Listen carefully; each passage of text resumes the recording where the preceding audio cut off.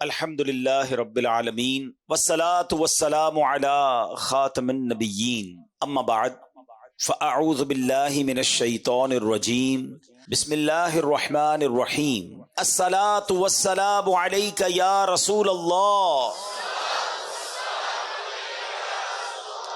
وعلی آلک واصحابک یا حبیب اللہ الصلاۃ والسلام علیک یا نبی اللہ وعلی آلک واصحابک یا نور اللہ۔ پیارے پیارے اسلامی بھائیوں اور مدنی چینل کے ناظرین، درود پاک پڑھنے کے بے شمار فضائل و برکات ہیں، بہت ساری احادیث، بہت سارے فضائل درود پاک کے لیے واقعات ہمیں ملتے ہیں، اور جس سے ہمارا ایمان بھی تازہ ہوتا ہے اور یہ اندازہ بھی ہوتا ہے یہ کیسا شاندار وظیفہ ہے جو کب کب کہاں کہاں اور کیسے کیسے ہمیں کام آتا ہے۔ سبحان اللہ، ایسے ایسے واقعات ہیں کہ ایمان تازہ ہو جاتا ہے۔ ایک بار سرکار دو عالم صلی اللہ علیہ وسلم کے کاشانہ اقدس میں بی بی عائشہ صدیقہ رضی اللہ تعالی عنہا فرماتی ہیں کہ رات کا پہر تھا اور میں کچھ کپڑے وغیرہ سی رہی تھی، اور پھر چراغ گل ہو گیا اور میرے ہاتھ سے سوئی بھی گر گئی۔ اب آپ مجھے ذرا بتائیے کہ اس روشنی میں بھی سوئی گر جائے تو ڈھونڈنا آسان نہیں ہے، اگر چراغ ہی گل ہو جائے، اندھیرا ہو جائے تو پھر تو تقریباً ناممکن ہو جاتا ہے۔ فرماتی میں سوئی تلاش کر رہی تھی کہ اتنے میں میرے آقا مدینے والے مصطفیٰ صلی اللہ تعالی علیہ وسلم اپنا نور برساتا چہرہ لے کر میرے کمرے میں تشریف لے آئے۔ میرے آقا تو کیا کمرے میں تشریف لائے، چہرہ مبارک سے اتنا نور نکلا کہ میرا پورا کمرہ ہی بقعے نور بن گیا، پورا کمرہ جگمگ کرنے لگا، اتنی روشنی ہو گئی کہ میں نے اس نور کی روشنی میں اپنی سوئی کو تلاش کر لیا۔ یہ بڑی کمال کی بات ہے، ذرا سمجھیے گا، کسی کا چہرہ روشن ہونا، کسی کا چہرہ اچھا ہونا، لوگ کہتے ہیں چہرے پہ بڑا نور ہے، بڑا برائٹ چہرہ ہے، یہ الگ بات ہے، مگر چہرے سے نور اتنا نکلنا کہ اندھیرا کمرہ ہی روشن ہو جائے، اس نور کا عالم کیسا ہوگا۔ اور یہ تو احادیث سے ثابت ہے، اگر ہم یہ پڑھتے ہیں نعت کے نور والا آیا ہے، نور لے کر آیا ہے، سارے عالم میں یہ دیکھو کیسا نور چھایا ہے، تو یہ تو احادیث سے نبی پاک کو لوگوں نے دیکھ کر بتایا۔ تو اتنا نور کہ کہتی میں نے سوئی تلاش کر لی، تو آپ فرماتی پھر میں نے نبی پاک سے عرض کیا حضور آپ کتنے حسین ہیں، آپ کا چہرہ کتنا روشن ہے۔ سرکار دو عالم علیہ الصلوۃ والسلام نے ارشاد فرمایا، آپ فرماتے ہیں بدبخت ہے وہ شخص جو قیامت کے دن میرا یہ چہرہ بھی نہیں دیکھ سکے گا۔ عرض کیا حضور وہ کون بدبخت ہے؟ فرمایا بخیل ہے، بخیل کہتے کنجوس کو، فرمایا کنجوس ہے وہ شخص۔ تو آپ نے کہا حضور وہ کون کنجوس ہے؟ اب ذرا پہلے تو اس بات کو سمجھیے کہ قیامت کے دن نبی پاک علیہ الصلوۃ والسلام کے چہرے کو نہ دیکھ سکنا یہ کوئی چھوٹی محرومی نہیں ہے۔ اگر میں آپ سب سے ایک سوال کروں کہ بتائیے وہ کون سی ذات ہے کہ قیامت کے دن جو شفاعت کرے گی، جو اپنے غلاموں کو تلاش کر کر کے انشاءاللہ اپنے کرم سے جنت میں لے جائیں گے، تو وہ کوئی اور نہیں ہے، وہ صرف جناب رسول اللہ صلی اللہ تعالی علیہ وسلم ہے۔ بریلی کے تاجدار کہتے ہیں نا، سنتے ہیں کہ محشر میں صرف ان کی رسائی ہے، there is nobody else، اور کوئی نہیں ہے۔ سنتے ہیں کہ محشر میں صرف ان کی رسائی ہے، گر ان کی رسائی ہے لو جب تو بنائی ہے۔ تو اب جو نبی پاک کا دیدار ہی نہیں کر سکے گا، شفاعت کس سے لے گا، دامن میں کس کے چھپے گا؟ تو یہ چھوٹی محرومی نہیں، یہ بڑا پرابلم ہے۔ تو آپ عرض کرتی حضور وہ کون بخیل ہوگا، وہ کون کنجوس ہوگا؟ تو سرکار دو عالم صلی اللہ تعالی علیہ وسلم نے فرمایا وہ شخص جس کے سامنے میرا ذکر ہو اور وہ مجھ پر درود نہ پڑھے۔ اب آپ غور کیجئے، نبی پاک پر صلی اللہ تعالی علیہ وسلم پر ہم کتنا درود پڑھتے ہیں، اچھا، اب اس میں علماء نے ایک بڑی آسانی ہمارے لیے کر دی. ہم کسی محفل میں جاتے ہیں، اجتماع میں جاتے ہیں، جہاں بار بار سرکار دو عالم صلی اللہ تعالی علیہ وآلہ وسلم کا نام نامی لیا جاتا ہے، ہو سکتا ہے کبھی ہم بھی درود پاک پڑھنے سے رہ جاتے ہوں. تو علماء نے فرمایا کہ روزانہ اپنی روٹین میں، اپنی دن بھر میں کوئی ایسا عدد متعین کر لے، فکس کر لے کہ روزانہ میں نے 100 بار، 200 بار، 313 بار، اللہ جتنی توفیق دے، میں نے درود پاک پڑھنے، اور درود پاک پڑھ لے. تو اب پورے دن میں اگر نبی پاک علیہ الصلوۃ والسلام کا نام سنا تھا یا کہا تھا اور درود پڑھنا رہ گیا تھا، تو یہ بعد میں درود پڑھنا اس درود نہ پڑھنے کے قائم مقام ہو جائے گا. تو اب زندگی میں ایک اصول بنائیں، ایک روٹین بنائیں کہ فضول باتوں سے اپنے آپ کو بچا کر انشاءاللہ کثرت کے ساتھ درود پاک پڑھیں گے. ہمیں تو دیدار بھی کرنا ہے اور آقا سے ملاقات بھی کرنی ہے. ہاں، نبی پاک کے ہاتھوں جام کوثر بھی پینا ہے انشاءاللہ. آقا کے کرم سے انشاءاللہ پل صراط سے ڈرتے ہوئے نہیں، انشاءاللہ جھومتے ہوئے وجد کرتے ہوئے گزرنا ہے. سیدی اعلیٰ حضرت بھی کمال ہے نا. لوگ کہتے ہیں، واقعی روایتوں بھی مضمون ہے کہ لوگ پل صراط پر چیخ رہے ہوں گے، پکار رہے ہوں گے، ڈر رہے ہوں گے، کیونکہ ان کے سامنے لوگ کٹ کٹ کے جہنم میں گر رہے ہوں گے نا. One of the most horrible bridge, ایسا کوئی پل دنیا میں نہیں ہے، نہ ہو سکتا ہے. جہنم کے اوپر بنا ہوا پل ہے، اندھیرے میں ڈوبا ہوا، تلوار سے تیز، بال سے باریک. لوگ گھبرائے ہوئے ہوں گے، مگر میرے رضا سے پوچھو، کہتے گھبرانا کس بات کا ہے؟ آقا بھی تو وہاں ہوں گے نا. اور نبی پاک پل صراط کے کنارے اللہ کی بارگاہ میں رب سلم امتی کی صدائیں بلند کر رہے ہوں گے. تو اعلیٰ حضرت کہتے ہیں ڈرتے ہوئے نہیں گزرنا. آپ کہتے ہیں رضا پل سے اب وجد کرتے گزریے کہ ہے رب سلم صدائے محمد صلی اللہ وسلم. مل کر صلی اللہ. درود پاک کو نہ چھوڑیں، درود پاک کو تھام لیں، اپنی زندگی کا حصہ بنائیں. دنیا میں بھی برکتیں دیکھیں گے اور انشاءاللہ قیامت کے دن بھی اس کی برکتیں دیکھیں گے. پیارے آقا علیہ الصلوۃ والسلام فرماتے ہیں، جس کا مضمون ہے حوض کوثر پر میرے پاس کچھ گروہ آئیں گے، کچھ لوگ آئیں گے جن کو میں کثرت درود کی وجہ سے پہچانوں گا. تو درود پڑھیں گے تو پہچان ہوگی نا، ہیں انشاءاللہ. تو درود پڑھیں گے انشاءاللہ. آئیے مل کر محبت کے ساتھ بآواز بلند درود پاک پڑھیں. صلو علی الحبیب صلی اللہ تعالی علی محمد صلی اللہ علیہ وسلم. اسلام کے پہلے خلیفہ حضرت ابوبکر صدیق رضی اللہ تعالیٰ عنہ یار غار بھی ہیں، یار مزار بھی ہیں، عاشق اکبر ہیں. مرتبہ کیا ہے؟ افضل البشر بعد الانبیاء، یعنی کائنات میں انبیاء اور رسل کے بعد اگر کوئی سب سے افضل ہستی ہے تو وہ سیدنا صدیق اکبر رضی اللہ تعالیٰ عنہ کی ذات ہے. اچھا، آپ ایمان سب سے پہلے لانے والوں میں سے ہیں، آپ بہت بڑے بزنس مین بھی تھے. میں آج آپ کی 2 بڑی کمال کی بزنس ڈیلز بتانا چاہتا ہوں جس پر آپ کو ٹونٹ کیا گیا، جس پر آپ کو طنز کیا گیا. آج کسی کاروباری آدمی کو کوئی دوسرا کاروباری آدمی کہے کہ یار تم بڑے کاروباری بنتے ہو، اتنا مہنگا سودا لے آئے ہیں، ایسا گھٹیا مال لے آئے، اتنا گھاٹے کا سودا کیا، تو بزنس مین کو فیل ہوتا ہے کہ یار دوسرے لوگ میرے بارے میں کیا باتیں کر رہے ہیں. یہ بڑے کمال کے بزنس مین تھے. مگر آپ کی زندگی میں جو 2 واقعات میں آج بیان کرنے جا رہا ہوں، دونوں واقعات میں کچھ ایسی ڈیلز ہوئیں، کچھ ایسے سودے ہوئے جس پر آپ پر باقاعدہ طنز کیا گیا، آپ پر ٹونٹ کیا گیا. مگر صدیق اکبر نے جو جواب دیا نا اور جو کام کیا، یقین کریں ایمان تازہ ہو جاتا ہے. ایک سودا تو آپ نے کیا. وہ کون سا سودا تھا کہ ایک بہت بڑے عاشق رسول، ایسے عاشق رسول جو آج عاشقوں کے امام ہیں، وہ کوئی اور نہیں ہیں، ہم سب کی آنکھوں کے تارے حضرت بلال حبشی رضی اللہ تعالیٰ عنہ. ایمان قبول کیا. آپ حبشہ کہاں ہے پہلے یہ پتا ہونا چاہیے. حبشہ ایتھوپیا کو کہتے ہیں. آج کے دور میں ایتھوپیا جو ہے وہ حبشہ تھا پہلے، ٹھیک ہے. اب حبشہ، اچھا یہ بھی شاید بہت ساروں کو نہیں پتا کہ مکہ پاک کے بعد سب سے پہلے جہاں اسلام پہنچانا وہ حبشہ ہے.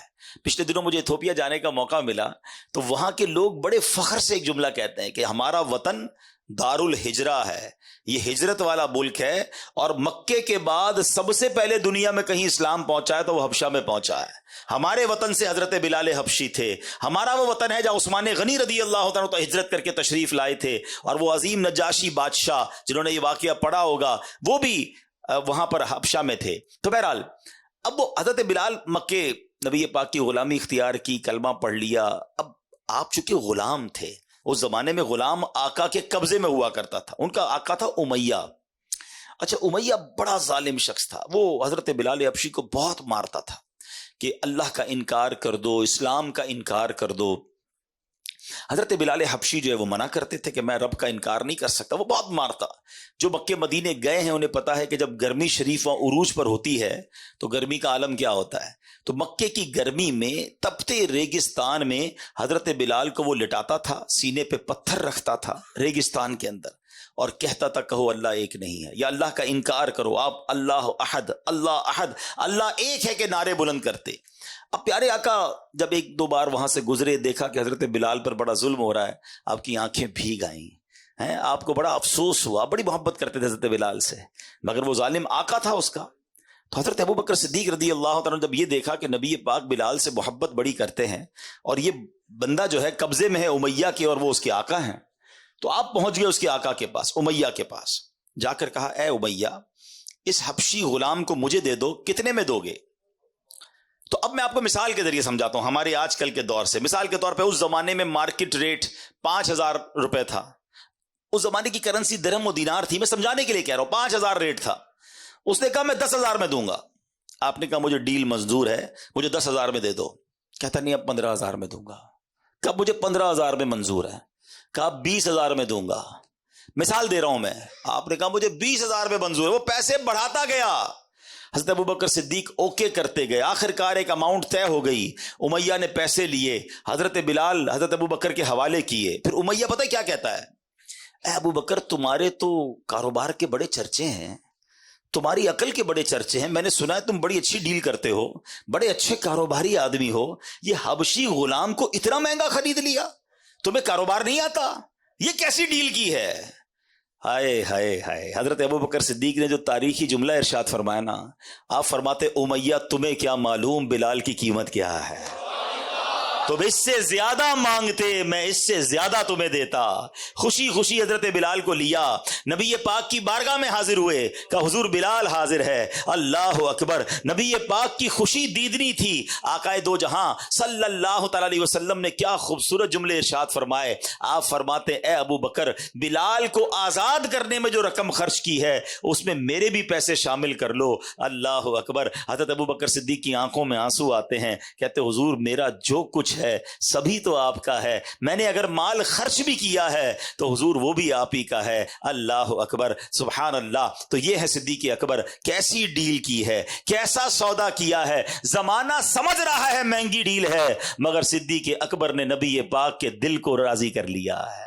حضرت بلال حبشی کو آزاد کروانے کا جو صحرا تھا، اللہ اکبر، وہ حضرت صدیق اکبر کے پاس ہے۔ ایک اور واقعہ ہوا، اس پہ بھی حضرت صدیق اکبر رضی اللہ تعالیٰ کے ساتھ کچھ مکالمہ کیا کسی غیر مسلم نے، ذرا سنیے گا۔ تفسیر عزیزی میں ہے، کلدہ بن اسید جسے ابو اسد بھی کہتے ہیں، مکہ مکرمہ کا رہنے والا ایک کافر تھا۔ دور جہالیت میں وہ حضرت ابو بکر صدیق کا ساتھی تھا، جب وہ ایمان نہیں لایا تھا اور اسلام کا اعلان نہیں ہوا تھا تو اس زمانے میں حضرت ابو بکر صدیق کا ساتھی بھی تھا۔ حضرت ابو بکر صدیق اسلام قبول کر لیا، آپ نے جیسے ہی پتہ چلا آپ تو اولین اسلام قبول کرنے والوں میں سے تھے، تو ایک دن اسلام جب آپ نے قبول کر لیا نا، کچھ دنوں بعد وہ آپ سے ملا اور کہتا ہے اے ابو بکر تم تو سوداگری میں ماہر تھے، تجارت میں ماہر تھے، اپنی عقل مندی کی وجہ سے ہمیشہ نفع کماتے تھے، اب تمہیں کیا ہوا؟ اپنے باپ دادا کا دین چھوڑ کر اسلام قبول کر لیا، اتنا بڑا نقصان اٹھا لیا۔ لات و عزا، یہ ان کے بت تھے، لات و عزا کی یعنی اہل مکہ کے جھوٹے خدا جن کی وہ پوجا کرتے تھے، ان کی شفاعت سے تم نا امید ہو گئے۔ معاذ اللہ، کہتے وہ ان کی جو بھی بلیسنگز وہ سمجھتا تھا اس سے تم نا امید ہو گئے۔ ہائے ہائے، اس بے وقوف کلدہ بن اسید کی بات سن کر حضرت ابوبکر صدیق نے پتہ کیا کہا؟ اے کلدہ، جو بندہ حق کو قبول کرے اور اچھے کام بجا لائے، کیا وہ نقصان اٹھانے والوں میں سے ہوتا ہے؟ کیا وہ بھلا نقصان اٹھاتا ہے؟ یعنی میں جس طرح دنیاوی تجارت میں ماہر ہوں نا، اس طرح میں نے آخرت کی تجارت میں بھی شاندار سودا کیا ہے، میں نے اس میں بھی عقل مندی دکھائی ہے، میں نے حق بات کو قبول کیا ہے، گھاٹے میں میں نہیں، گھاٹے میں تم ہو، میں نے تو بڑے نفع والا سودا کیا ہے۔ اب صدیق اکبر اسے سمجھا رہے ہیں۔ اب ذرا صدیق اکبر کا مرتبہ سمجھیے گا، آج آپ کو شاید پہلی بار پتا چلے گا کہ بچے کو قرآن پاک کی جو سورت یاد ہے، اس سورت کے نازل ہونے کا شان نزول کیا تھا۔ صدیق اکبر اسے بتا رہے ہیں گھاٹا تم نے کیا ہے، میں نے نہیں، سودا میں نے کھڑا کیا ہے، نقصان میں تم ہو۔ ارے یہ دو بندوں کی بات ہے، مگر شان صدیق اکبر دیکھیں کہ حضرت صدیق اکبر رضی اللہ عنہ کے اس مبارک جواب کی تائید میں رب نے قرآن کی آیت نہیں، قرآن کی پوری سورت نازل فرما دی۔ اور وہ سورت کون سی ہے؟ قرآن پاک کی سورہ عصر۔ ہائے ہائے، بسم اللہ الرحمن الرحیم، والعصر ان الانسان لفی خسر الا الذین آمنوا وعملوا الصالحات وتواصوا بالحق وتواصوا بالصبر۔ زمانے کی قسم، بے شک آدمی ضرور خسارے میں ہے، مگر جو ایمان لائے اور انہوں نے اچھے کام کیے اور ایک دوسرے کو حق کی تاکید کی اور ایک دوسرے کو صبر کی وصیت کی۔ میرے پیارے اسلامی بھائیوں، حضرت صدیق اکبر رضی اللہ عنہ کے مبارک جواب کی تائید میں جو قرآن کی سورت نازل ہو رہی ہے، اس میں ہمیں کیا سیکھنے کو مل رہا ہے؟ انسان سارے کے سارے نقصان میں ہیں، سارے خسارے میں ہیں، صرف نقصان سے بچتا وہ ہے جس میں تین کوالٹیز ہوں، تین صفات ہوں۔ اب میں نے اور آپ نے چیک کرنا ہے، میں نقصان والی سائیڈ پہ ہوں یا ان تین چیزوں کے عمل کرنے والا ہوں اور نقصان سے بچنے والا ہوں۔ وہ تین چیزیں کیا ہیں؟ نمبر ایک، صاحب ایمان ہو، مومن ہو، اور جو مومن نہیں وہ تو جانوروں سے بھی بدتر ہے، اس نے تو دنیا میں آنے کا مقصد ہی گوا دیا، پھر وہ نقصان سے کیسے بچ سکتا ہے؟ ہم اللہ کا شکر ادا کرتے ہیں کہ پہلے وصف، پہلی کوالٹی ہمیں حاصل ہے کہ الحمدللہ ہم ایمان والے ہیں۔ ہم اللہ سے دعا کرتے ہیں مولا ہمارے ایمان کو سلامت رکھنا۔ اب سیکنڈ کیٹیگری کیا فرمائی؟ فرمایا نیک عمل کرتا ہو، کہ جو نیکیاں نہیں کرتا، گناہ کماتا ہے، وہ بھی سخت نقصان میں ہے۔ گناہ تو ایک آگ ہے جو انسان کی زندگی کو جلا کر راکھ کر دیتا ہے۔ امام حسن بصری فرماتے ہیں، اے ابن آدم تیری ہلاکت ہو، کیا تو اللہ پاک سے مقابلہ کرنا چاہتا ہے؟ ہاں، جس نے اللہ پاک کی نافرمانی کی گویا اس نے اللہ پاک سے جنگ کی۔ تو پتہ چلا ایمان والا ہو، نیک اعمال کرنے والا ہو۔ اب یہ چیک کرنا ہے مجھے اور آپ کو، ہم نیکیاں کرنے والے ہیں یا گناہ کرنے والے ہیں؟ تیسرے نمبر پر فرمایا حق بات کی اور صبر کی وصیت کرنے والا ہو، جو خود بھلے نیک بن جائے مگر دوسروں کو نیکی کی دعوت نہ دیتا ہو، دوسروں کو برائی سے منع نہ کرتا ہو، وہ بھی نقصان میں ہے۔ عین ممکن ہے کہ جب گناہگار عذاب میں گرفتار ہوں تو یہ بھی پکڑ میں آ جائے۔ تو اب یہ بات سمجھنی ہے کہ ایمان والا نقصان میں نہیں، نیکیاں کرنے والا یہ نقصان سے بچ جائے گا، اور دوسروں کو بھی نیکی کی دعوت دے، دوسروں کو بھی اچھی باتیں بتائے، یہ نقصان سے بچنے والا ہے۔ ہمیں چیک کرنا ہے کہ یہ تینوں اوصاف ہمارے اندر ہیں کہ نہیں۔ قرآن کریم کی ایک مختصر سورت ہے یہ مبارک سورت، والعصر، مکہ مکرمہ میں نازل ہوئی۔ اس میں صرف ایک رکوع ہے، 3 آیتیں ہیں، 14 الفاظ ہیں اور 68 حروف ہیں۔ حضرت ابی بن کعب رضی اللہ تعالیٰ عنہ سے روایت ہے، رسول ذیشان مکی مدنی سلطان صلی اللہ تعالیٰ علیہ وسلم نے فرمایا، جو سورہ عصر پڑھے اللہ پاک اس کے لیے صبر پر مہر لگا دے گا اور روز قیامت اہل حق کے ساتھ ہوگا۔ اتنی مختصر سورت اور اتنے فضائل، شاندار لیسن، زندگی گزارنے کا گویا طریقہ بیان کر دیا گیا اس مختصر صورت میں۔ بظاہر تو بڑی مختصر صورت ہے مگر کاش ہم اس کو سمجھنے والے بنے۔ امام محمد بن ادریس شافعی رحمۃ اللہ تعالی علیہ، امام شافعی اس مختصر صورت کے بارے میں کیا فرماتے ہیں کہ آپ فرماتے ہیں اگر لوگ اس ایک صورت میں غور و فکر کریں تو یہی ان کے لیے کافی ہے۔ ایک سورت ہی قرآن کی کافی ہے زندگی گزارنے کے لیے، آپ ہی کا فرمان ہے۔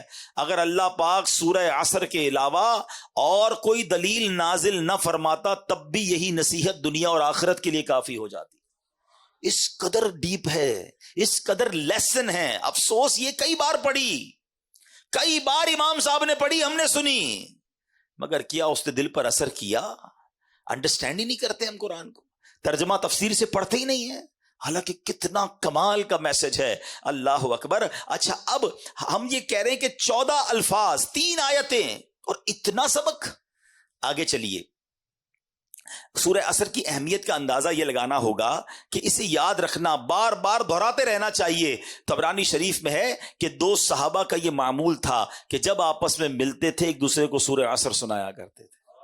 والعصر ان الانسان لفی خسر، تاکہ یاد رہے کہ نقصان ہے، یہ انسان خسارے میں چلا جائے گا اگر اچھی باتیں نہیں کرے گا، ایمان پر استقامت حاصل نہیں کرے گا. اللہ کرے کہ ہم بھی جب دوست ملیں آپس میں، کوئی کسی کو قرآن سنائے، کوئی حدیث سنائے، کوئی آخرت کی بات بتائے.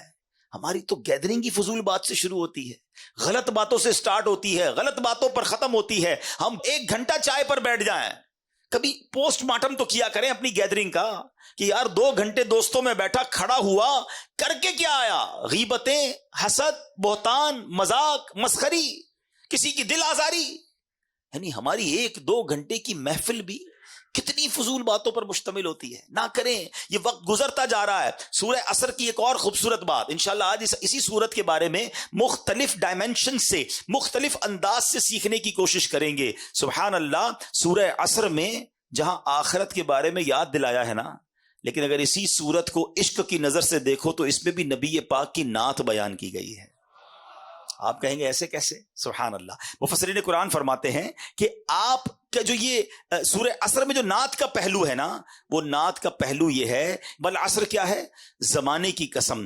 عصر عربی میں زمانے کو کہتے ہیں. مفسرین کرام کا ایک قول یہ بھی ہے کہ زمانے سے مراد اللہ پاک کے آخری نبی محمد عربی صلی اللہ تعالی علیہ وسلم کا زمانہ مراد ہے، کیونکہ وہ زمانہ سب سے افضل زمانہ تھا. ہاں یہ بات طے ہے، ہر زمانہ میرے حضور کا ہے، لیکن جس زمانے میں میرے آقا موجود ہیں، حالانکہ آخرت کی یاد دلائی جا رہی ہے، مگر یہاں بھی رب نے اپنے محبوب کا ذکر فرمایا ہے کہ میرے محبوب کے زمانے کی قسم. کون سے زمانے کی بات کی ہے؟ جس میں پیارے آقا علیہ الصلوۃ والسلام تشریف فرما ہے. سیدی اعلیٰ حضرت کیا خوبصورت بات فرماتے ہیں، کہتے ہیں وہ خدا نے ہے مرتبہ تجھ کو دیا، وہ خدا نے ہے مرتبہ تجھ کو دیا، نہ کسی کو ملے نہ کسی کو ملا، کہ کلام مجید نے کھائی شہا، تیرے شہر و کلام و بقا کی قسم.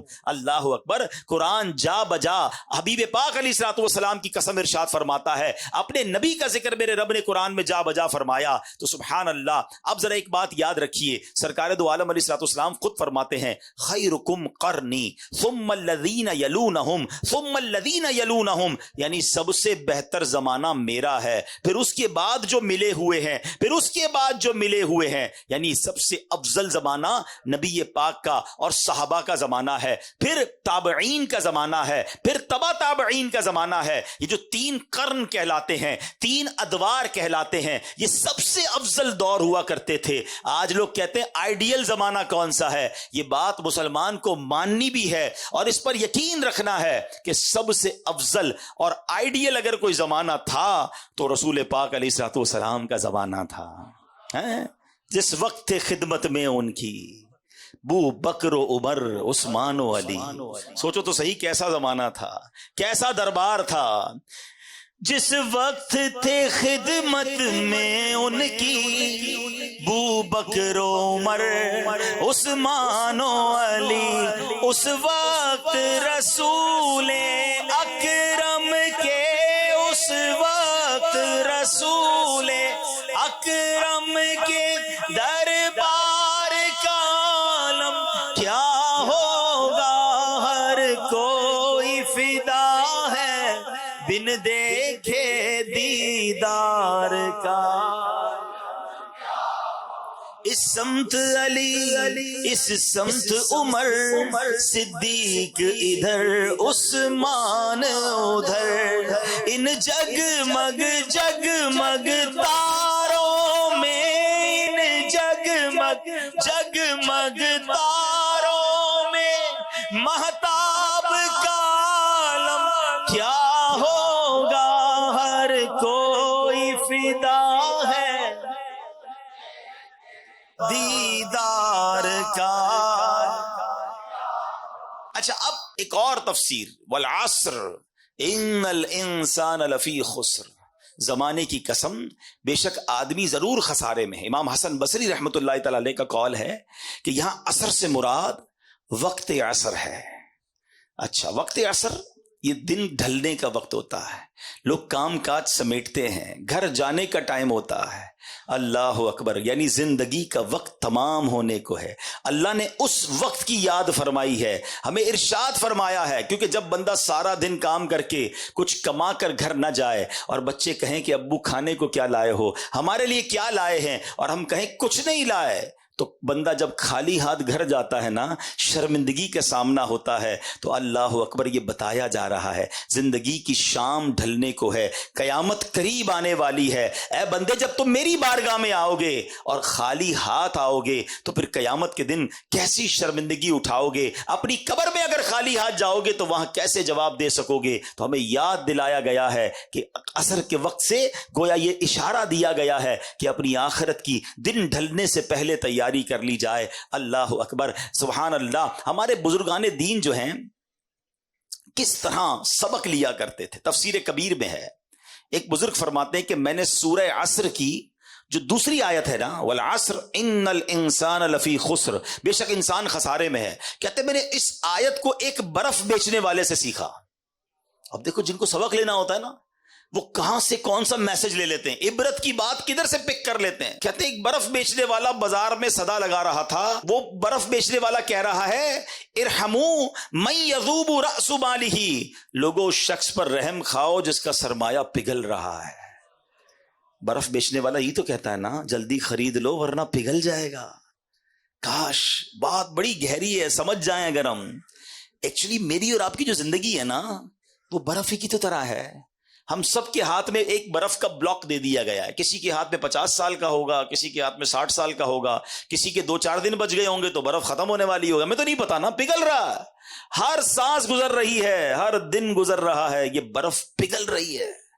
مگر مجھے بتائیے، جس کی برف پگھل رہی ہو اس کو سرمایے کی کتنی فکر ہوتی کہ بیچ دوں، کچھ کما لوں، ورنہ یہ پڑے پڑے ہی ختم ہو جائے گا.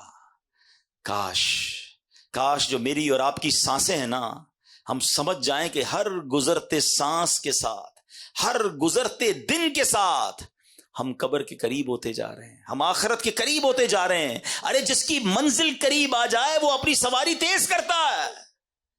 امتحان میں کیا ہوتا ہے، اسٹوڈنٹ بیٹھے ہوں گے یا ہم میں سے بہت سارے وہ ہوں گے جنہوں نے اسٹوڈنٹ لائف گزاری ہوگی. جیسے جیسے امتحان کی ڈیٹ قریب آتی ہے ہماری تیاری بڑھتی جاتی ہے، ٹینشن بھی بڑھتی جاتی ہے. بلکہ جس دن صبح امتحان ہو رات نیند نہیں آتی کہ صبح امتحان دینا ہے.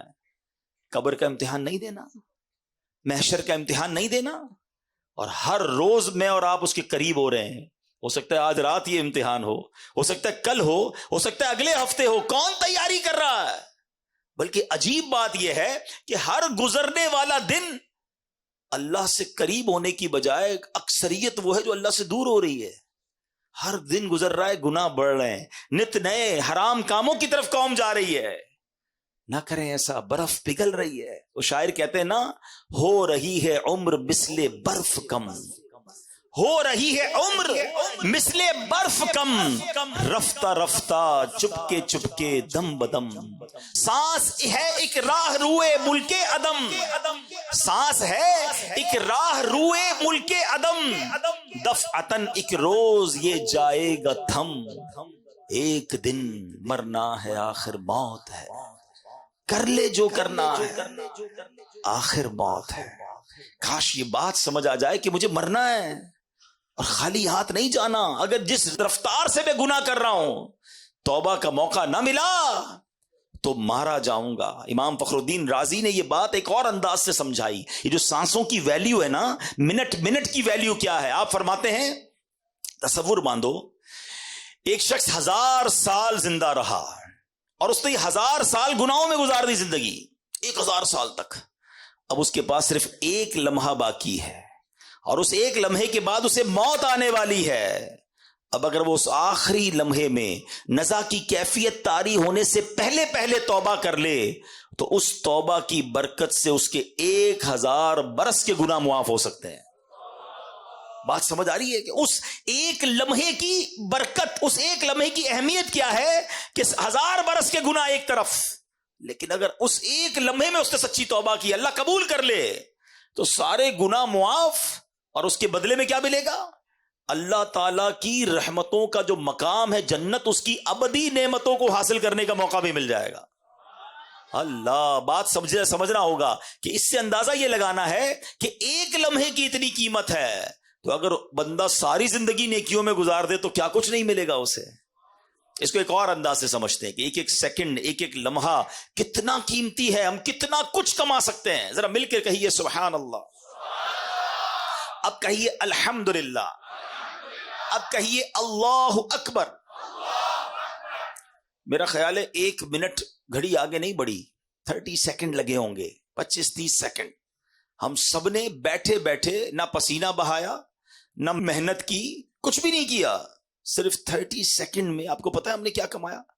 میرے نبی علیہ الصلوۃ والسلام کے سچے وعدے ہیں, احادیث میں مضمون ملتا ہے, جو ایک بار سبحان اللہ کہے اس کے لیے جنت میں درخت لگا دیا جاتا ہے.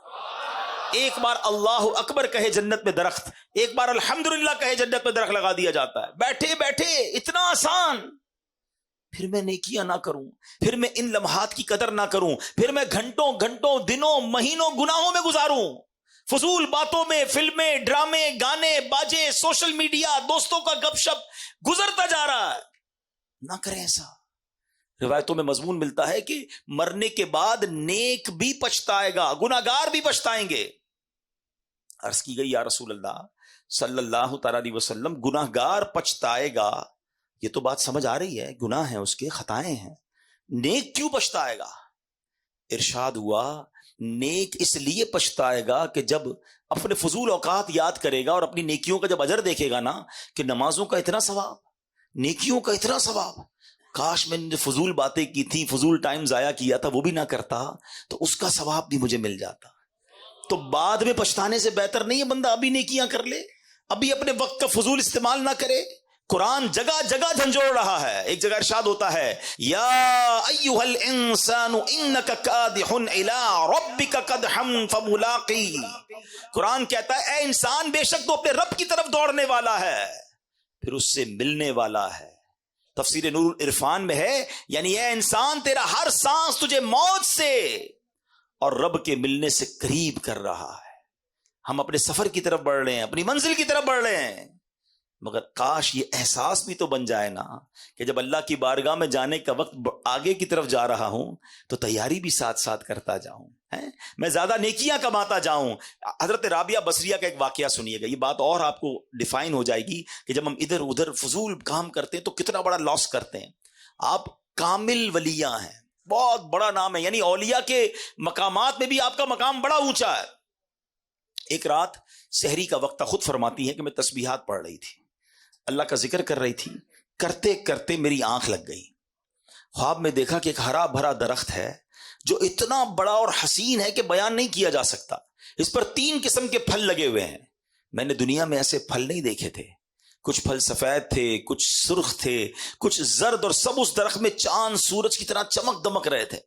فرماتی مجھے وہ درخت بہت اچھا لگا. میں نے کسی سے پوچھا یہ کس کا ہے؟ تو کہنے والے نے کہا یہ آپ کا ہے, یہ ان تسبیحات کا بدلہ ہے جو آپ ابھی پڑھ رہی تھی. تو آپ فرماتی میں نے درخت کے ارد گرد گھومنے لگی تو دیکھا کہ کچھ سنہرے رنگ کے جو پھل تھے نا وہ زمین پہ پڑے ہوئے تھے. تو میں نے کہا کہ یہ پھل بھی درخت کے ساتھ موجود ہوتے تو کتنا ہی اچھا تھا. تو جواب کیا ملا کہ یہ وہی لگے تھے, یہ لگے تو درخت پہ ہی تھے, مگر تسبیح کرتے ہوئے جب آپ سوچنے لگی تھی نا کہ گندا ہوا آٹا خمیرہ ہو گیا یا نہیں, اس وقت یہ پھل گر گئے تھے. سمجھ آ رہی ہے بات؟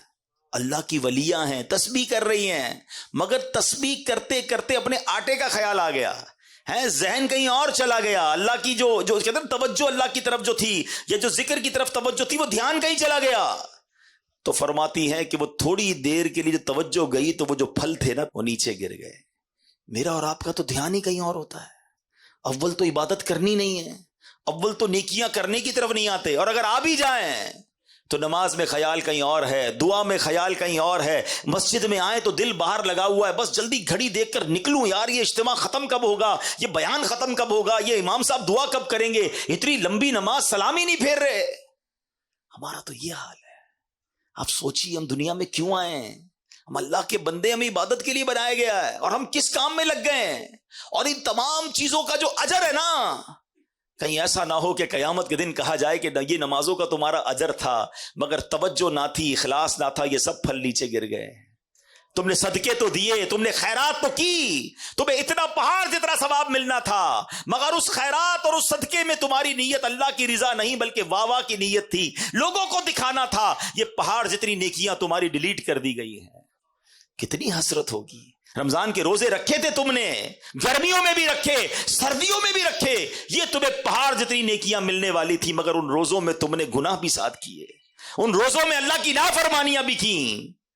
پھر کدھر جائیں گے ہم؟ خدا را اپنے آپ پر رحم کیجئے۔ جن کاموں میں ہم لگ گئے نا، جو گناہوں کی عادتیں ہم پال بیٹھے ہیں، ہمارا دل جو ہے اس وقت حرام کاموں کی طرف لپک کر جا رہا ہے، ایسا نہ کریں۔ اور ان واقعات سے سورہ عصر مجھے اور آپ کو جھنجھوڑ رہی ہے، والعصر ان الانسان لفی خسر۔ خسارے والے نہیں بننا، ہمیں اللہ کی رحمت لوٹنے والا بننا ہے، ہمیں رب کی رحمت سے جنت میں جانے والا بننا ہے۔ اے میرے پیارے اسلامی بھائیوں، حضرت شریح رحمت اللہ تعالی علیہ نے دو شخصوں کو فضول کام کرتے ہوئے دیکھا تو فرمایا الفارغ ما امر بہذا، فارغ شخص کو اس کام کا حکم نہیں دیا گیا تھا۔ پھر آپ نے قرآن کی آیت پڑھی ان کے سامنے، فَإِذَا فَرَغْتَ فَانْصَبْ، قرآن کہتا ہے تو جب تم فارغ ہو تو خوب کوشش کرو، یعنی اپنے فارغ وقت کو عبادت میں صرف کرو۔ ادھر تو جیسی فارغ وقت ملا موبائل نکالا اور جناب شروع سوشل، 2 گھنٹے بیٹھے پتہ ہی نہیں چلا۔ ارے بھائی کیا کر رہے تھے؟ بس موبائل دیکھ رہا تھا۔ کتنے گھنٹے؟ 2 گھنٹے۔ کیا کیا؟ کوئی ثواب کا کام کیا؟ خود سوچے کیا کیا دیکھا، آنکھوں نے کیا دیکھا، کانوں نے کیا سنا۔ کاش یہ جو تھوڑے تھوڑے وقت ملتے ہیں نا۔ آپ کو پتا ہے آج کل دنیا میں ایک فینومینا ہے، جو پڑھے لکھے لوگ ہیں میری بات جلدی پک کریں گے، یونیورسٹی آن ویل ہے، راستے میں کیے جانے والے کورسز۔ اب لوگوں نے کیا کیا ہے انٹرنیشنلی، پاکستان میں بھی ہوتا ہے کہ اگر مثال کے طور پہ روزانہ کسی کو جاتلا سے دینا یا میرپور یا کسی اور شہر میں روزانہ صبح جانا ہوتا ہے، بس میں جاتا ہے یا گاڑی میں جاتا ہے یا کسی طرح۔ اب لوگوں نے کیا کیا انٹرنیشنلی کہ جب وہ ٹریول کرتے ہیں نا تو اس ٹریول ٹائم میں کچھ پڑھنا شروع کر دیتے ہیں، جاتے ہوئے بھی پڑھ رہے ہیں، واپسی میں پڑھ رہے ہیں، تاکہ وہ آدھا گھنٹہ جو ٹریولنگ میں ہے، اگر ایسی جگہ بیٹھے، ٹرین ہے، بس ہے، کہ کچھ پڑھا جا سکتا ہے، سنا جا سکتا ہے، تو وہ سنتے ہیں اس آدھا گھنٹہ 1 گھنٹہ، تاکہ اس وقت کو ضائع نہ ہونے دیں، اور اگلے 4-6 مہینے سال میں کوئی پورا ڈپلوما کر لیتے ہیں، کوئی الگ کورس کر لیتے ہیں۔ الحمدللہ آپ کی میری دعوت اسلامی نے ہمارے لیے بڑے کام آسان کر دیے ہیں۔ پورے قرآن پاک کی تلاوت، پورے قرآن پاک کا ترجمہ، پورے قرآن پاک کی تفسیر صراط الجنان آڈیو میں جاری کر دی ہے۔ آپ فارغ ہے گاڑی میں، آپ ٹریول کر رہے ہیں، کان سے لگائیے اپنے موبائل فون کو۔ کئی لوگ جناب ہیڈ فون لگا کر گانے سن کے سفر پورے کرتے ہیں، آپ تلاوت سن کر، ترجمہ سن کر، تفسیر سن کر، آپ کہتے ہیں روز ایک بیان آدھے گھنٹے کا سن لوں، ایک فرض علوم سیکھ لوں۔ آپ جو کرنا چاہتے ہیں انٹرنیٹ پر الحمدللہ دعوت اسلامی والوں نے وہ ڈال دیا ہے۔ پہلے ذہن تو بنے کہ جناب اس وقت کو استعمال کرنا ہے، مجھے بہت کچھ نہیں آتا جو میں سیکھ سکتا ہوں۔ بہت پہلے کی بات ہے، ہمارے ایک جاننے والے تھے، وہ کہتے ہیں میں اپنی فیکٹری جاتا ہوں، 1 گھنٹہ گاڑی جلا کر جاتا ہوں، 1 گھنٹہ واپس آتا ہوں۔ میں نے کیا کیا ہے، اپنی گاڑی میں قرآن پاک ترجمے کے ساتھ رکھ لیا ہے۔ کنز الایمان کا ترجمہ اس زمانے میں جاری ہوا تھا۔ وہ کہتے ہیں جاتے ہوئے 1 پارہ سنتا ہوں، واپسی میں 1 پارہ سنتا ہوں، ہر 15 دن بعد میرا گاڑی میں ختم قرآن ہو جاتا ہے۔ کہتے ہیں اتنی بار سن لیا قرآن کہ اب مجھے ایک امام صاحب تلاوت کرتے ہیں تو قرآن سمجھ آنے لگ گیا ہے کہ اس آیت کا ترجمہ کیا ہے۔ کتنا شاندار ذہن تھا، وقت میں کیوں ضائع کروں؟ اگر ہمارا ذہن بن جائے، مثال دیتا ہوں، ہمارا کوئی دوست ہمیں کہے یار ذرا بیٹھنا، میں آ رہا ہوں 10 منٹ میں، ہمارا فوری طور پہ رپلائی کیا ہوتا ہے؟ ٹھیک ہے آپ آئیے۔ ہم کیا کرتے ہیں ان 10 منٹ میں؟ موبائل نکلے گا اور 10 منٹ موبائل دیکھتے رہیں گے، وہ اب 20 منٹ میں بھی آئے گا میں پتہ نہیں چلے گا، مگر یہ 10, 15, 20 منٹ ضائع کر دیے۔ اگر ذہن ہونا وقت کی قدر کا، یہی موبائل باہر نکلے گا اور اسی موبائل میں اگر قرآن پاک ڈاؤن لوڈ ہوگا تو میرا ذہن بنے گا یار یہ 10 منٹ میں آئے گا، میں 10 منٹ میں سورہ یاسین کی تلاوت کر لوں گا ہے۔ اور سورہ یاسین کی فضیلت کیا ہے؟ جو 1 بار سورہ یاسین پڑھے اسے 10 قرآن پاک کا ثواب ملتا ہے۔ یار یہ 12 منٹ کا کہہ کر گئے ہیں, مجھے 12 منٹ انتظار کرنا ہے, میں 112 بار درود پاک پڑھ سکتا ہوں, تسبیح نکلے گی جیب سے, 112 بار درود پاک ہو جائیں گے. اگر ان چنک آف ٹائم, جس کو کہتے ہیں وقت کے چھوٹے چھوٹے پیسز, یہ جو چنک آف ٹائمز ہیں, اس کو استعمال کرنے کا اگر ذہن بن جائے تو آپ یقین کریں آپ اتنی ساری نیکیاں کما سکتے ہیں. ارے موبائل فون اور سوشل میڈیا پر جانا ہی ہے تو دعوت اسلامی کے سوشل میڈیا کے پیجز ہیں, جائیے کوئی بیان سن لیں, کوئی نعت سن لیں, کوئی مدنی پھول سن لیں, تاکہ میرے علم میں اضافہ ہو, میرا وقت ضائع نہ ہو. سبحان اللہ, ہمارے بزرگان دین کو کس قدر وقت کا احساس تھا, اپنے وقت کی قدر و منزلت تھی. ایک بزرگ کے بارے میں آتا ہے کہ آپ نے 40 سال ہو گئے روٹی نہیں کھاتے تھے, بھوک لگتی تھی تو ستو پی لیتے تھے. تو کسی نے کہا حضرت آپ روٹی کیوں نہیں کھاتے؟ کہتے میں نے کیلکولیٹ کیا, روٹی کھانے اور ستو پینے کے درمیان میں 90 بار اللہ کا نام تسبیح زیادہ پڑھ سکتا ہوں. تو میں نے سوچا روز کھانا کھاؤں گا, روز روٹی کھاؤں گا تو 90 تسبیح کم ہو جائیں گی, ستو پی کر بھی پیٹ بھر جاتا ہے. تو انہوں نے روٹی کھانا چھوڑ دی, ستو پینا شروع کر دیا. ادھر روٹی پہ بیٹھتے تو کھڑے ہی نہیں ہوتے, 5, 10, 12 منٹ میں کھانا کھایا جا سکتا ہے, 1.5 گھنٹے تک دسترخوان پہ بیٹھے کیا کر رہے ہیں, گپ شپ کر رہے ہیں. بہت ٹائم ہے نا, نہیں ہے ٹائم. یہ ٹائم آپ جنت کے لیے کیوں نہیں گزارتے؟ ہمارے پاس مسجد میں آ کر بھاگنے کا ٹائم پھر کیوں ہے؟ یہاں بھی تو تھوڑا ٹائم گزارو نا. اللہ کے گھر میں آ کر کتنے نوافل پڑھے, کتنی تسبیحات پڑھی, مگر یہاں آ کر بے چینی شروع ہو جاتی ہے. تو اے میرے پیارے اسلامی بھائیوں, ہمیں کاش یہ ذہن بن جائے. پلیز سمجھیے, قرآن پاک کی یہ سورت جھنجھوڑ رہی ہے, والعصر ان الانسان لفی خسر, انسان خسارے میں ہے. مگر کون خسارے میں نہیں ہے وہ میں نے آپ کو بتا دیا, کہ جو ایمان لائے, نیکی کی دعوت دیتے ہیں, گناہوں سے بچتے ہیں, صبر اور ایمان کی تلقین کرتے ہیں. کاش یہ بات سمجھ آ جائے. مبارک ہو ان مبلغین کو, دعوت اسلامی والوں کو, جو مدنی قافلوں میں جاتے ہیں, جو درس و بیان دیتے ہیں, جو لوگوں کے پاس دکان گھر گھر جا کر نیکی کی دعوت دیتے ہیں. تو الحمدللہ آپ ایمان کی, آپ صبر کی تلقین, آپ نیکی کی دعوت دے رہے ہیں. تو ہمیں یہ کام کرنا ہوگا, کہیں ایسا نہ ہو کہ ہم خسارے والوں میں ہو جائیں. اے میرے پیارے اسلامی بھائیوں, ذرا تصور باندھیے, قیامت کا ایک تصور بناتے ہیں کہ جب اللہ کی بارگاہ میں مجرموں کو پیش کیا جا رہا ہوگا, لوگوں کو بلایا جائے گا کہ آؤ اپنا نامہ اعمال لے کر, اب ہمارا نام پکارا جائے کہ فلاں بن فلاں بھی آ جائے. ہم جھجکیں گے, ہم ڈریں گے, ہمیں پتہ ہے کہ گناہ زیادہ ہیں, ہمیں پتہ ہے کہ نامہ اعمال کھلا تو برباد ہو جائیں گے. شرم بھی آ رہی ہوگی کیونکہ اتنے گناہ ہیں کہ لوگوں کے سامنے پڑھ کر کیسے سنائیں گے. اور جب ہمارا نامہ اعمال ہمارے ہاتھوں میں تھما دیا جائے گا تو ہمارا بنے گا کیا؟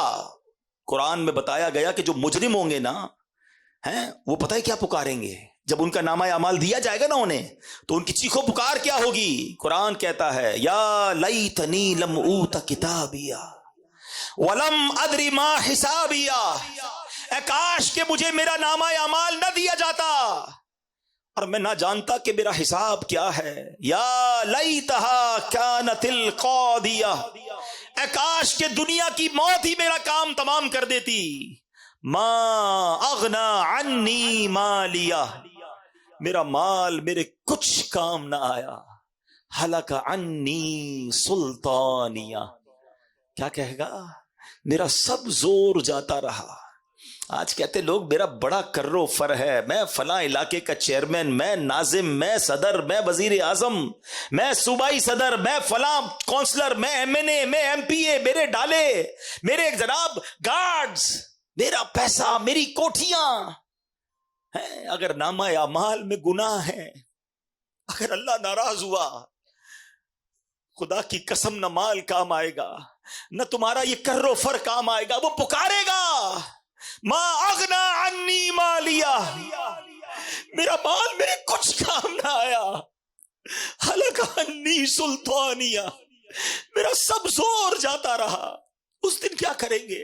اس دن کس کو پکاریں گے؟ اپنے نامہ اعمال کو ٹھیک کر لو, اپنے نامہ اعمال میں نیکیاں درج کروانے کی فکر کیجئے. میرے پیارے اسلامی بھائیوں, اس دن اعمال تولے جائیں گے. قرآن کہتا ہے سورہ قارعہ میں, پڑھیے تو صحیح قرآن کیا کہتا ہے؟ القارعۃ مالقارعہ وما ادراک مالقارعہ یوم یکون الناس کالفراش المبثوث وَتَكُونُ الْجِبَالُ كَالْعِهْنِ الْمَنفُوشِ. پہلے تو قرآن نے قیامت کا منظر بتایا نا کہ پہاڑ اڑ رہے ہوں گے، لوگ بھاگ رہے ہوں گے پتنگوں کی طرح، ہیبت ناک منظر ہوگا، اور اس خوف میں ہوگا کیا؟ فَأَمَّا مَنْ ثَقُلَتْ مَوَازِينُهُ فَهُوَ فِي عِيشَةٍ رَاضِيَةٍ. قرآن کہتا ہے جس کی نیکیوں کا پلڑا بھاری ہو گیا وہ عیش میں ہوگا، چین میں ہوگا، مزے میں ہوگا.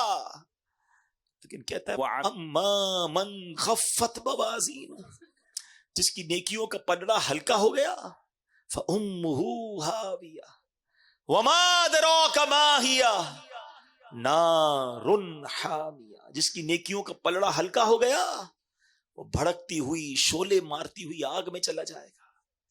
کیا کریں گے ہم؟ فلمیں، ڈرامے، گانے، باجے، شراب، جوئے، بدکاریاں، لوگوں کا مال دبانا، چوریاں کرنا، حرام کمانا، جھوٹ بولنا، رشوت کا لین دین کرنا ہے. کسی طرح بس مجھے سیٹ مل جائے، کسی طرح میں ترقی کر جاؤں، میں جناب علاقے میں کوئی عہدہ حاصل کر لوں، چاہے کسی کا بیڑا غرق کرنا ہو تو کر دوں، کسی کی عزت اور کپڑے اتارنے تو اتار دوں، کوئی خیال نہیں کر رہا، مگر مرنا ہے. اور اگر یہ گناہ نامہ اعمال میں زیادہ ہوئے، نیکیاں کم ہوئی تو مارے جائیں گے.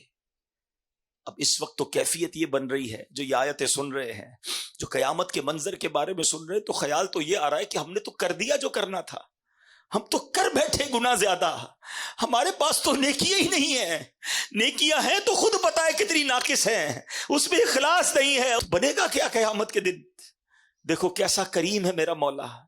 گناہ ہو گئے نا، خطائیں ہو گئی نا، پتہ بھی ہے کہ پھنس جاؤں گا، مگر اس کریم مولا نے ایک دروازہ کھلا رکھا ہے، ایک آسرا باقی رکھا ہے، اور وہ دروازہ ہے توبہ کا دروازہ. ہائے ہائے کیسا کریم ہے میرا مالک.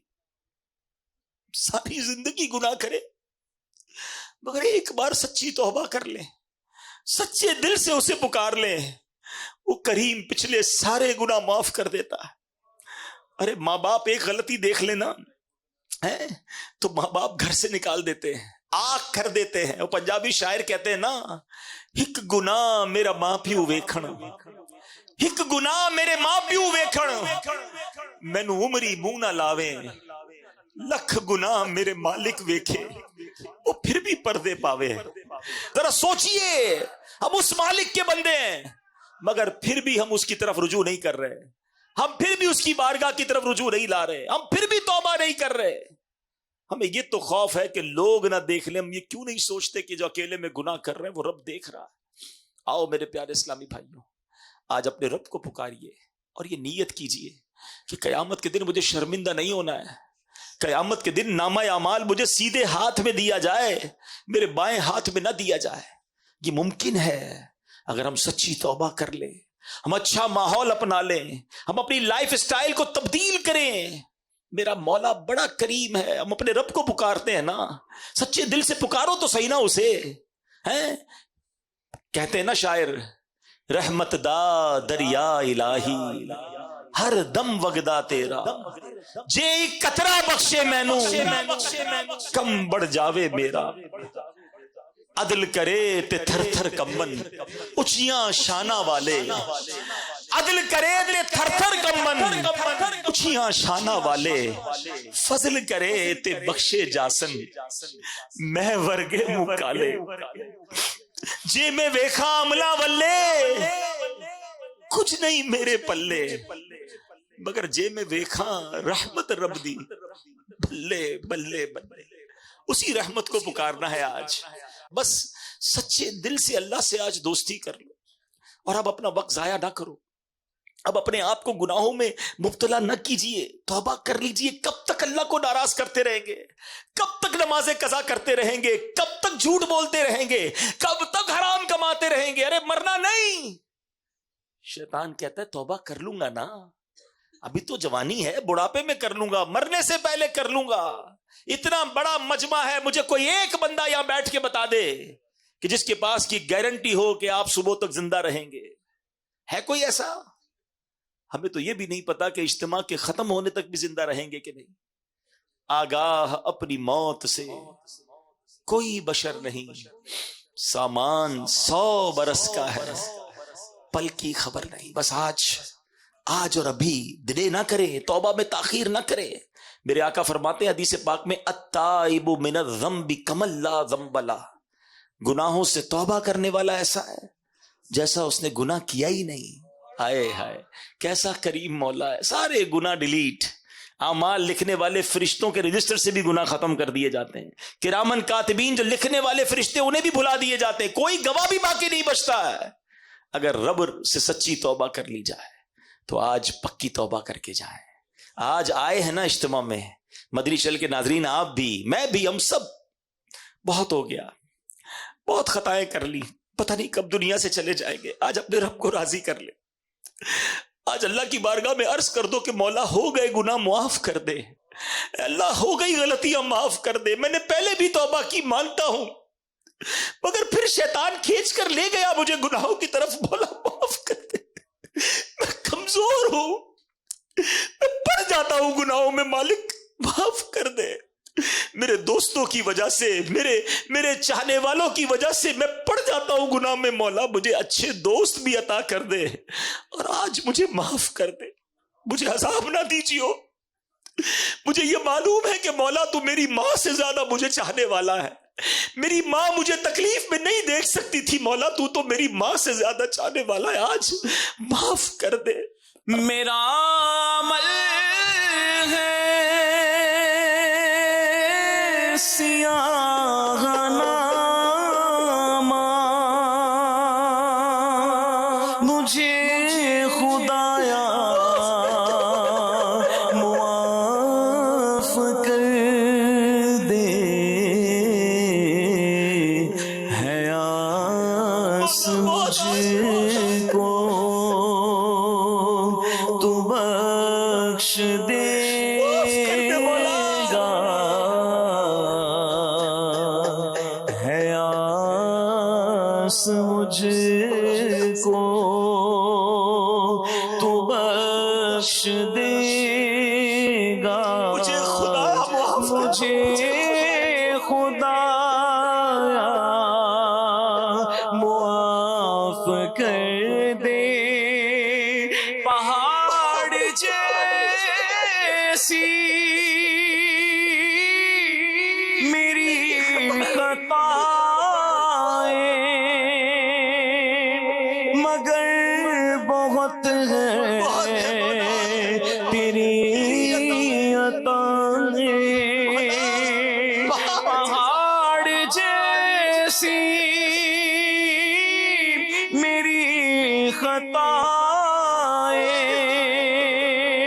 مگر بہت ہے تیری عطائیں. معاف کرنا شعار تیرا, مجھے خدایا معاف کر دے. اللہ یہ نہ دیکھ کتنے برے ہیں, یہ نہ دیکھ ہمارے گناہ کتنے ہیں. مالک بندے تیرے ہیں, تیرے حبیب کی امتی ہے. آج توبہ کرتے, اب نہیں کریں گے گناہ. مولا ہم کمزور ہیں, ہم مانتے ہیں ہم کمزور ہیں. آج ہمت بھی تو نہیں دینی ہے, توفیق بھی تو نہیں دینی ہے. اور اللہ بس آج ایسی مدد کر دے, ایسی توبہ نصیب کر دے کہ اب گناہوں کی طرف پلٹ کر نہ جائے. ہمیں 5 وقت کا مالک نمازی بنا دے. بس آج اپنے رب سے سچی توبہ کر لو, آج دوستی کر لو. اللہ کریم ہے, یقین کرے, دل سے پکارنے کی دیر ہے. میرے جتنے گناہ ہیں سب معاف کر دے. اندھیرے شب کے کیے ہیں رسوا, اجال دن کے کیے ہیں نا, سراپا جرموں خطا ہو مولا, سراپا جرموں